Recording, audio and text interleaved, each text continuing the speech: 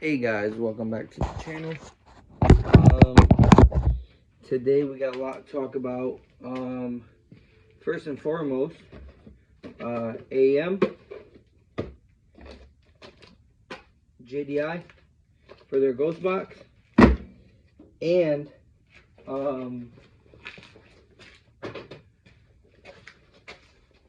Custom Built Cars. He makes all my 3D printed stuff that my imagination just comes up with. So yeah, we're gonna talk about those three things. We have the e-brake cables came in for the rear disc. Super hard to find, by the way. If you're looking for OEM stuff, good luck. What else are we gonna talk about? Subframe, lower tie bar, and control arms did come in. So now we basically have everything to do the rear disc conversion. We're going with the K-tuned rear upper camber kit and the inner toe arm, also by K-tune. So yeah, I took it apart. I took everything apart. There's plenty of videos on how to do it. Basically got to take off the lower portion underneath, the plastic underneath the steering wheel. You got to take your center console out that that goes up with your shift boot. You got to take all that out. You got to take off the under plastic that sits right above it. What else? Right above the cup holders. You got to lower your glove box down. There's a few bolts in there, a few bolts underneath, and then everything comes out. Do not pull that climate control out. Like, don't try to manhandle it, finagle it. Some people take off the cluster and stick their hand back there to push the pin out. Mine came out perfectly fine with no breaking or anything. So we're going to be installing the gauges today. We're going to be installing the Ghost Box. This is very simple. All you do, you basically plug this in. It's not rocket science. Plug this into the radio. You plug this in to the other end. If you're going to run RCAs, you plug them in, you run them. That's it. Simple as that. So yeah, it also comes with a little, I believe it's a light to let you know that it's, where's the remote? I'm not sure. Anyway, we'll get into it. But yeah, we're going to do that. We're going to run the gauges. Nice stuff. AEM, always the best. And only thing we're going to be running for power today is the power to the gauges. Those can be grounded off anywhere. I usually put all three grounds or all 3 or 4 grounds, whatever the case is, together, and then I put it on one ground so I know where they're all going. Same thing with the power. I splice them all together, and I actually use a see if I can find one.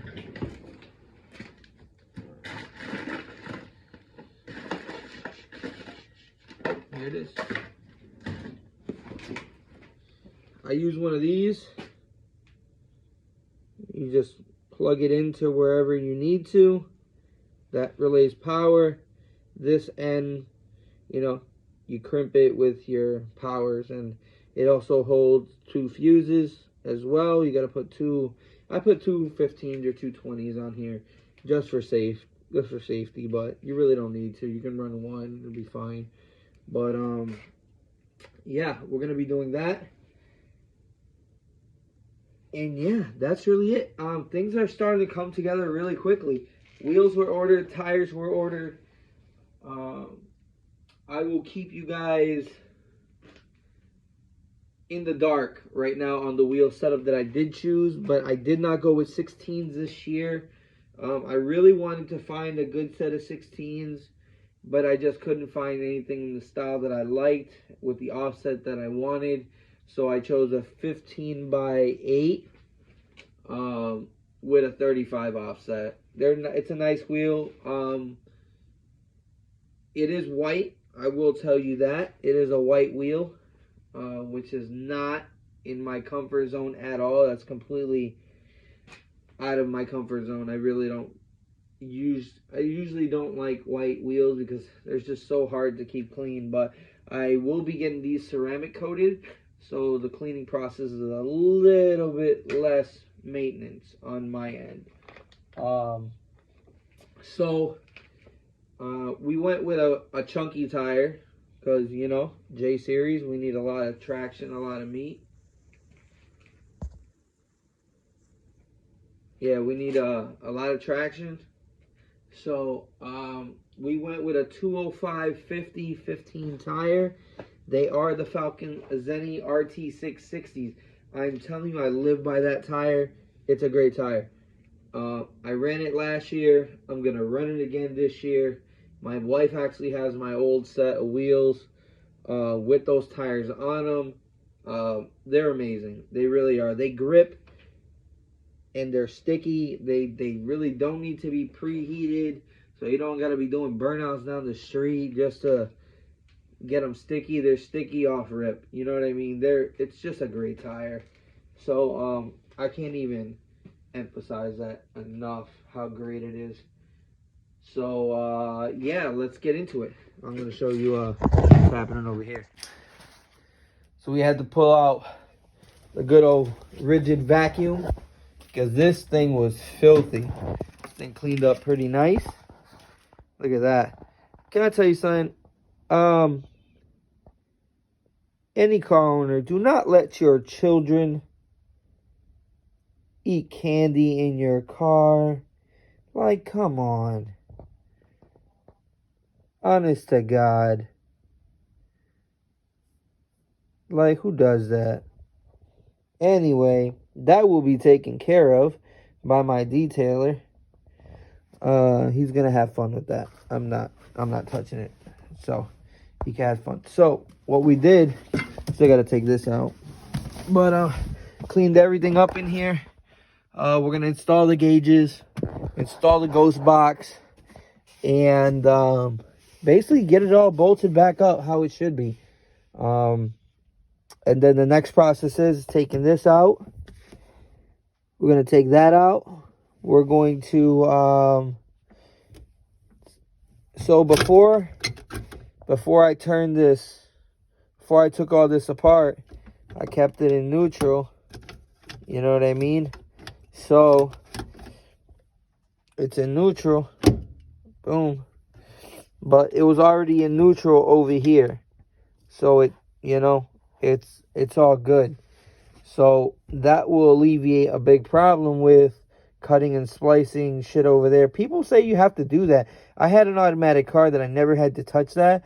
I had a buddy that his car wouldn't turn on because he didn't, the neutral safety switch on this wasn't activated. So it just didn't relay power for some stupid reason. But I've never had that issue. We'll see if we run into that.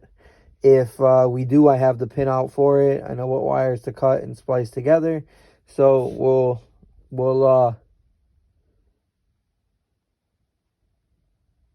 hopefully we don't have that issue, so we don't have to do any of that. So like I said, we're gonna install the gauges, ghost box, and we're gonna get running on this car because I'm hopeful by the end of the month that I can actually turn this car on and get this car over to my fab guy because he's going to actually do the hump in the hood that I had told you guys about in previous videos. So with that being said, let's just get to work. So guys, so far, that's what we got. The ghost box is located behind there. We ran power, it's that green one, and then negative, that green one. And then we got, that's for the fuel, and that one right there is for the oil. I haven't fished them through yet. We fished the wideband harness through, the one that actually plugs onto the actual wideband itself. I am wiring, well, I put a piece of white wire onto this white wire. So I actually wire this to my ECU. On the X series, the black and the brown, well, the black is the ground anyway, but the brown needs to be grounded. So you can just put those two together. All the other ones besides the red, because you know red is power, you need that. Everything else, I just put a little heat shrink on it and closed it off and called that a day. But yeah, so we're here. Finally got that little that vent off without actually damaging any of the dashboard. They can be quite a hassle, especially with these bottom clips and these top ones. So anyway, we're moving right along. Let's keep going. Hey guys, so yesterday I stopped for a little while. I ended up not finishing the video. So this is, I guess, call it day 2. I'm finishing up the wiring inside. We actually had to take off the steering column from the 2000. I got irritated, just took it all out and put my 98 one in. It actually still had my quick release on it and everything, so I just threw it on there and called it a day, and I didn't have to fiddle around with the safety bolts to take off the ignition lock. So yeah, that's that. Yeah, so we're just finishing up the gauge install. And I think while I'm on the driver's side, I am going to, I'm going to put on the new clutch pedal setup. So I got a gas, brake, and clutch out of a 2000 EM1. I believe it's SI. Either way, doesn't matter. Anything will work. 96 through 2000 will work. So, just in case you guys are wondering. But we're going to do that. We're going to get that situated with. And I'm actually going to do a partial install of the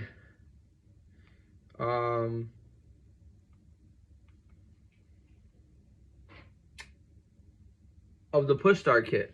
So I found out, so I had a few questions for them. By the way, they are awesome when it comes to asking questions. They will get back to you as soon as they can. So usually as soon as they see it, they're answering your question. So anyway, so I had a question. I bought the hole saw because I wasn't aware that they're after. So, all right.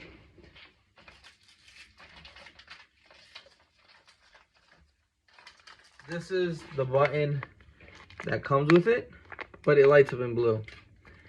Call me bougie, call me picky, whatever you want. But I want it to look, I want it to be the same color all around. So, they have this upgraded button, silver with the black, silver with the red button, and it actually lights up in red. So I went and grabbed that one. So I was unaware that this actually fits into the factory hole. I thought you had to buy the hole saw because it was a little bit bigger. Whatever the case is, it's not. It works perfectly fine. And yeah, that's what we're gonna go with right there. So you do not need the hole saw. So yeah, with that being said, we are going to do a partial install of this. Yeah, because we're already here on the driver's side. So as long as I can get, as long as the clutch pedal setup doesn't take too long, then we'll get right to that. But first, foremost, let's take the old setup out. Be right back. So guys, just an FYI, if you are going to do a auto to standard conversion, you have to take the steering column out of the car. Well, not completely. You got to drop the 4 bolts that hold it up, and any harnesses that are clipped to it.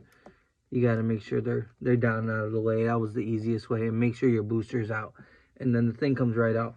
So there's 5 on the wall, and then there's one 12mm a little bit after the steering column. You'll see it right above, and then there's another one all the way up top,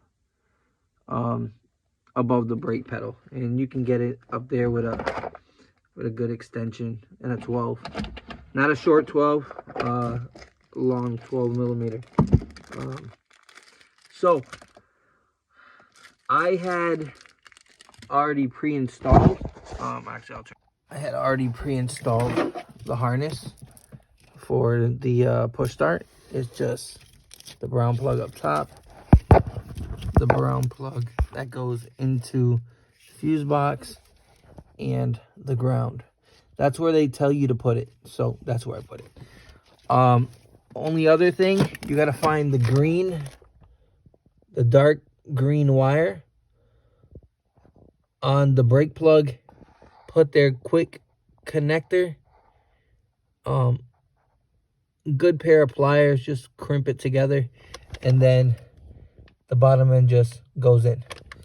And that's really it for that. And then everything else is basically just, that's all plug and play. So we're gonna finish this up, and I'll show you what the final outlook of it will look like. So guys, like I mentioned before, ground, the 2 cables, the 2 clips, one goes here, other one is right there. I also mentioned the green wire with a quick connect. I decided to tie mine right about there. It's not in the way of anything. I also found a 10mm bolt that just sits nicely there, so it's not going to be jumping around or anything. It's pretty, like they said, it's pretty plug and play. You know what I mean? Like, how good does that look? So yeah, we're gonna finish this up, and should be able to get this panel on.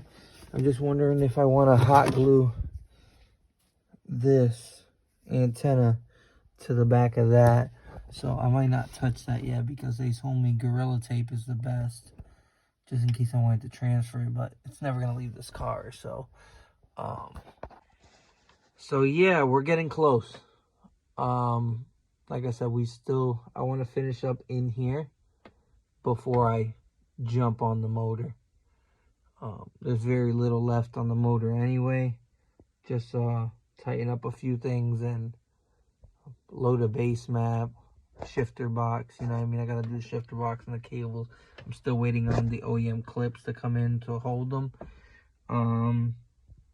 But yeah, we are getting close. I'm gonna try to do as much as I can now. I got work in the morning, so I am going to call this video done for tonight, and I'll do another video with a few more updates. So yeah, like, share, subscribe, and I'll see you on the next one, man. Thanks.